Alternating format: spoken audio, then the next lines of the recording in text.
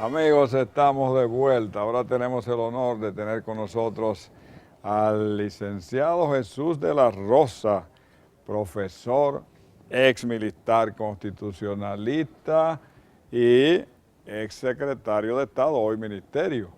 Una vida de servicio público amplia. Saludos. Saludos.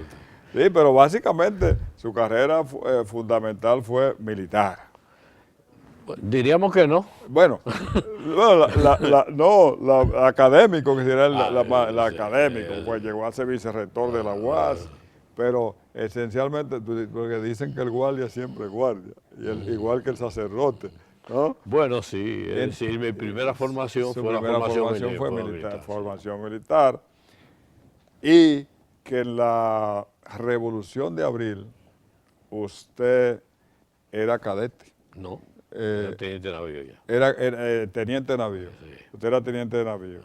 Eso es en la Armada, pero en el ejército Capitán, equivale a capitán. capitán. Ok. Bueno, es decir, yo soy de la primera promoción de la Academia Militar de Batalla de la Carrera. De la primera Promoción promoción. que fue 56, Entonces, 59. sí. O sea que cuando se instaló el primer gobierno constitucional ya era oficial de Marina. Ok, ok. Resulta que hace apenas una semana, era 24 de abril, 28 de abril la invasión norteamericana, pero yo quiero que usted me hable sobre la Revolución de Abril, porque hay mucha disidencia y muchos puntos de vista de acuerdo al investigador, pero hay puntos de coincidencia, que yo quiero que usted me hable primero de esa coincidencia que tiene la mayoría de los estudiosos, y luego pasaremos a hablar del coronel Rafael Tomás Fernández Domínguez, que también fue personaje clave, y que ahora, en esta semana, va a cumplirse, a conmemorarse el aniversario de su muerte, de su martirologio, el 19, El 19 de mayo. de mayo. Entonces, empecemos con los puntos de vista en que coinciden la mayoría de los estudiosos acerca de del significado, de lo que fue y el significado de la Revolución de Abril. Vamos a comenzar por lo que los estudiosos en la materia consideran que fue la Revolución de Abril. Okay. La consideran el acontecimiento histórico más importante después de la Guerra de la Independencia y la Guerra de la Restauración.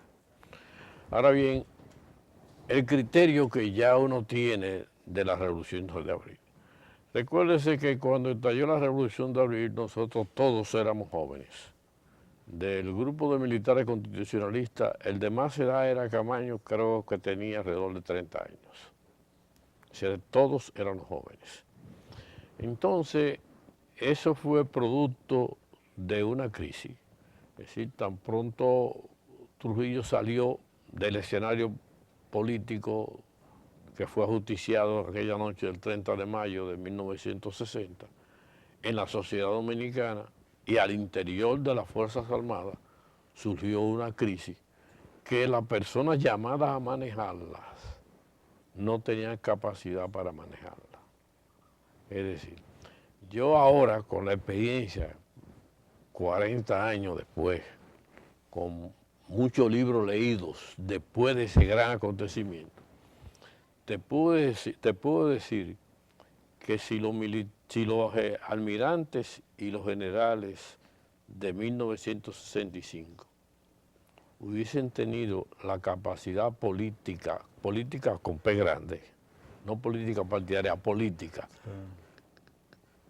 que tienen lo de hoy, la revolución no estalla. Es decir, primer motivo de que estallara la revolución es la falta de capacidad política para manejar una crisis. ¿En qué consistía la crisis? Bueno, por el momento el ejército de Trujillo fue el cuarto ejército de América Latina.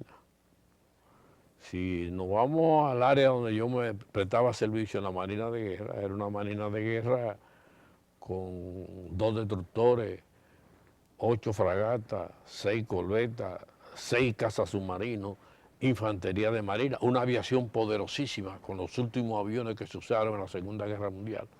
Es decir, para la mentalidad de esos almirantes y de esos generales, eso bastaba, ese poder heredado de la era de Trujillo bastaba para que todo continuara igual, pero sin Trujillo, porque Trujillo ya no podía estar.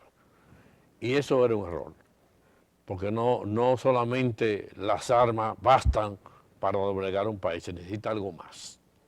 Entonces, la contradicción entre unos cuantos, no puedo decir el número, pero a la cabeza de ese grupo estaba el siempre recordado coronel Fernando Domingo, en ese entonces mayor, que era formador de oficiales.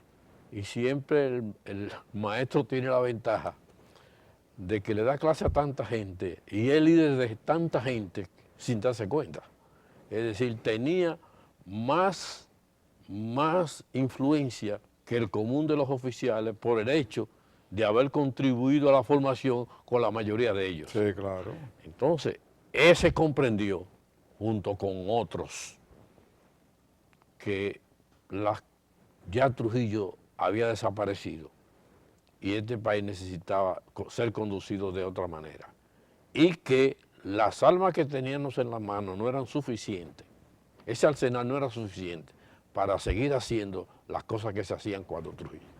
Entonces, esa gran contradicción entre dos grupos de militares, unos que querían que las cosas cambiaran y otros que querían que esto siguiera igual, dio origen, motivó la caída del presidente Bosch, la instalación de un triunvirato, un golpe de Estado fallido para reponer la Bosch, una guerra civil y una intervención norteamericana. Todas esas secuencias las atribuimos nosotros 40 años después, 49 años después, a falta de capacidad política para manejar una crisis en un momento determinado. Pero, ¿no cree usted que la capacidad política que tienen ahora los propios militares no tiene que ver con ese antecedente? No, tiene que ver con el desarrollo de la sociedad dominicana en su conjunto, porque no solamente había crisis dentro de la Fuerza Armada en el 1960, también dentro del pueblo dominicano había una gran crisis. Claro, es decir, incertidumbre. esa experiencia, mucha gente contribuyeron hasta sin darse cuenta con el derrocamiento de Bosch por falta de experiencia política. Por falta de experiencia. Entonces, claro. ya eso ha servido. El pueblo dominicano de hoy no es el pueblo dominicano de hace 50 años. Sí, es sí. decir, todos hemos aprendido la lección. Pero a esa revolución fallida fue buen punto de partida para Sí. la reflexión. Sí. Hizo que se reflexionara más pronto. Sí, sí. Eso sí. Bueno, y el papel de este coronel insigne, inspiradora, porque para mí es una figura inspiradora, la figura de Rafael Tomás Fernández Domínguez. Hábleme usted, que estuvo cerca de él, que lo conoció, el papel de Fernández Domínguez. Mire, cuando Fernández Domínguez, el presidente Bosch, estaba en el poder, Fernández Domínguez aglutinó un grupo de soldados y oficiales, en principio para evitar que Bosch fuera derrocado. En principio para evitar que Bosch fuera derrocado. Una vez que a Bosch lo derrocaron, la cabeza visible del movimiento militar, diríamos, con simpatía, no bochista en el sentido de seguir a una persona, sino convencido de que era necesario que instalar un régimen democrático en la República Dominicana, fortalecer la democracia en la República Dominicana. Otros entendían que no. Entonces, ese militar, Fernández Domínguez, yo vine a estar cerca de él. Hay un grupo, diríamos, de 50 o 60 oficiales, que los cronistas le llaman los oficiales de la bomba. Y era porque un oficial, hoy general Héctor Lachapelle Díaz, su suegro, su cuñado tenía una bomba de gasolina, y cuando nos separaron la Fuerza Armada, nos reunimos ahí al doblar, cerca de esta planta de emisora. Entonces, el golpe que estalló el 24 de abril podría haber estallado en enero. En diciembre, Fernández Domínguez vino al país, le dieron un permiso de 3 días. Entonces, ellos tenían establecido un movimiento para reponer la voz, para traer la voz que iba a desembarcar en Barahona, donde un hermano de Fernández Domínguez, el general Caonabo Fernández, estaba depuesto en Barahona, y ahí de Barahona vos iba a tirar una locución para restablecer la Constitución y volver a la democracia. Entonces, Héctor Lachapelle Díaz se le encargó buscar un marino para trasladarse a Puerto Rico y traer al presidente Bosch. Ese marino resultó quien le habla, porque me conocía. Era un oficial de Marina. Pero me conocía no Fernández Domínguez, sino el grupo que lo rodeaba. Así fue. Recuerdo que llegué a Puerto Rico el 5 de enero, pero el día 6 de enero, alegando que eso era un suicidio, un hermano de él delató el complot. Pero no la delación en el sentido que se puede entender para hacer daño, no. Él entendió que eso era una locura. Entonces lo avisó, pero no mencionó el nombre de nadie. Entonces, eso dio como resultado que tuviese que dirigir todo el movimiento, porque jamás lo dejaron pisar, al contrario, lo trasladaron de Puerto Rico a Chile, bien lejos.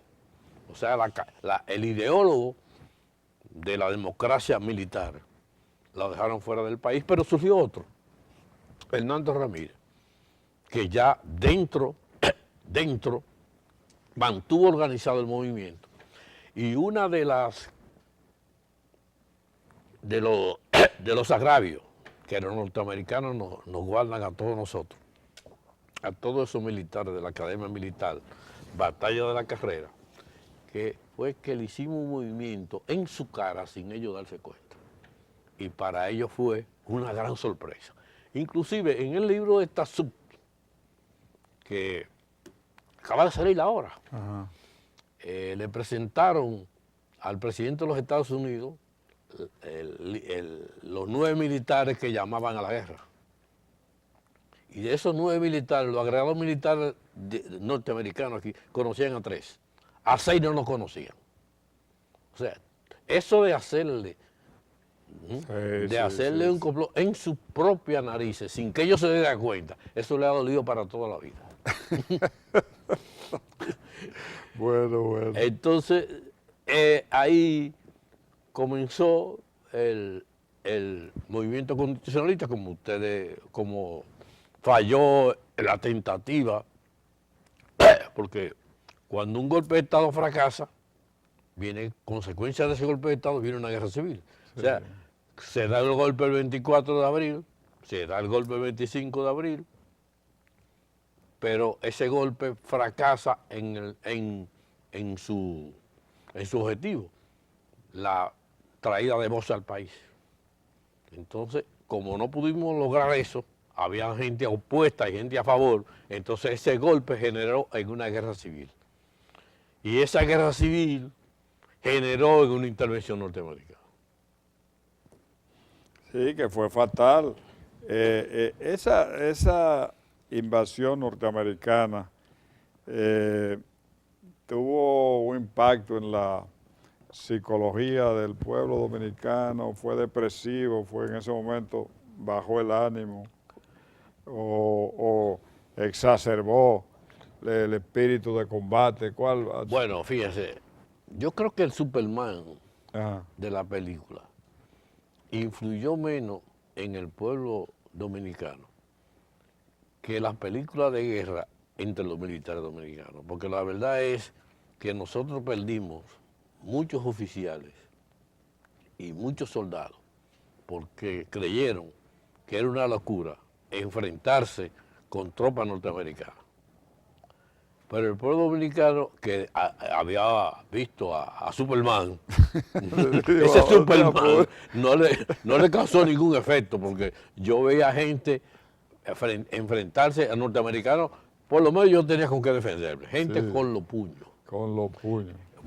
Ahí está la famosa foto Sí. de aquel hombre desafiando a un soldado de infantería con los puños. Es más, tan héroe, para mí, tan héroe es aquel que pelea, como aquella gente que se quedaron en Ciudad Nueva porque no les daba la gana de salir de donde ellos habían nacido. Porque padecieron.